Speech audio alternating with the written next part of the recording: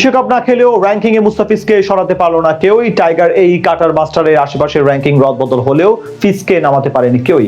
মাঠে না নেমেও সেরাদের কাতারে নিজের অবস্থান অটুট রেখেছেন মুস্তাফিজ। এদিকে সুপার 8-এর প্রথম ম্যাচে প্রোটিয়াদের বিপক্ষে বিশাল হার সত্ত্বেও র্যাঙ্কিং উন্নতি করেছেন বুমরা।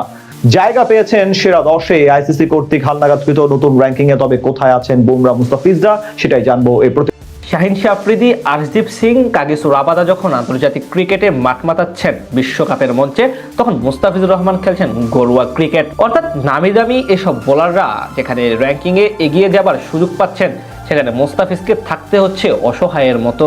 তবে সুযোগ পেয়েও মুস্তাফিজের সাথে পেরে উঠছে না এসব তারকারা।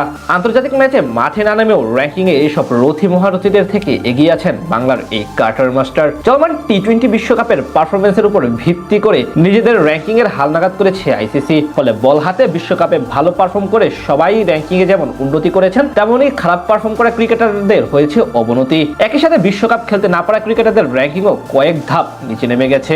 এই যেমন শ্রীলঙ্কার স্পিনার ওয়ানিন্দো হাসারাঙ্গা বিশ্বকাপে না খেলায় তার র্যাঙ্কিং নেমে গেছে 4 ধাপ। আর বল হাতে দুর্দান্ত পারফর্ম করায় সেরা 10-এ জায়গা করে নিয়েছেন Corbin Bosch, Matthew Forde, Jasprit বুমরাহদের মতো বোলাররা। তবে এখানে অবশ্য খানিকটা আলাদা মুস্তাফিজুর রহমান। বিশ্বকাপে না খেললেও র্যাঙ্কিং এ কোনো অবনতি হয়নি কাটার মাস্টারের। গতবারের ন্যায় এবারও তার অবস্থান র্যাঙ্কিং এর 9ম স্থানে। খালি চোখে দেখলে মনে হতে পারে ম্যাচ না খেলেও কিভাবে র্যাঙ্কিং এ নিজের অবস্থান ধরে রাখা যায়। এখানেই আসলে প্রমাণ মিলে মুস্তাফিজ আসলে কতটা মাস্টার ক্লাস।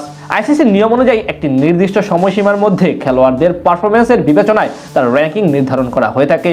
আর এখানেই মূলত এগিয়ে গেছেন দ্য ফিজ। কেননা মুস্তাফিজ চলমান বিশ্বকাপ না খেলতে পারলেও নির্দিষ্ট এই সময়ের মধ্যে তার পারফরমেন্স ছিল টপ নচ। সেখানে বোশ, ফুট কিংবা বুমরার মতো পেসাররা শুধু বর্তমানের সাফল্য নিয়েই এগিয়েছেন কয়েক ধাপ। আবার হাসারাঙ্গার মতো ক্রিকেটারদের এই সময়ে performance up to the mark ছিল না বিধায় পিছিয়ে যেতে হয়েছে র্যাঙ্কিং এ। এমনকি মুস্তাফিজের পাশাপাশি র্যাঙ্কিং এ নিজেদের অবস্থান সুসংহত রেখেছে বরুণ চক্রবর্তী ও রাশিদ খান। যথারীতি র্যাঙ্কিং এ 1 ও 2 নম্বর স্থানটা রয়েছে এই দুই স্পিনারের। তিনি আসা প্রোটিয়া পেসার করবিন বুশ অবশ্য উন্নতি করেছেন 21 ধাপ। বল হাতে বিশ্বকাপে ব্যাপক ছন্দে থাকা এই পেসার তাই উঠে এসেছেন সেরা 3-এ। 4 নম্বরে অবস্থান রয়েছেন আদিল রশিদ। প্রথম দল হিসেবে এবারের বিশ্বকাপে সুপার 8-এর টিকিট কাটা হয়েছে ইংল্যান্ডের। সেখানে বল হাতে বেশ ভালোই ছন্দে আছেন এই স্পিনার। তবে অবনতি হয়েছে আবরার আহমেদের। পাকিস্তানের দলের সাথে আবরারের পারফরমেন্স এর গ্রাফটা রয়েছে নিম্নমুখী, যার প্রমাণ মিলেছে র্যাঙ্কিং এর 2 ধাপ পিছিয়ে আবরারের অবস্থান এখন 5 নম্বরে।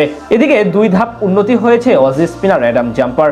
র্যাঙ্কিং এর 6 নম্বরে রয়েছে এই লেগি। সাথে থাকা মিথু ফোর্ট দিয়েছেন লম্বা এক লাফ। একেবারে 23 ধাপ এগুলো পেসার চলে এসেছেন সেরা 10-এ। 7 ধাপ উন্নতি হয়েছে জাসপ্রীত বুমরার। বর্তমানে তিনি রয়েছেন 8 নম্বরে। অন্যদিকে মুস্তাফিজুর রহমানের অবস্থান যথারীতি 9 নম্বরে। এছাড়া 4 ধাপ পেছনে গিয়ে র্যাঙ্কিং এ 10 নম্বরে রয়েছেন ওয়ানিন্দো হাসারাঙ্গা।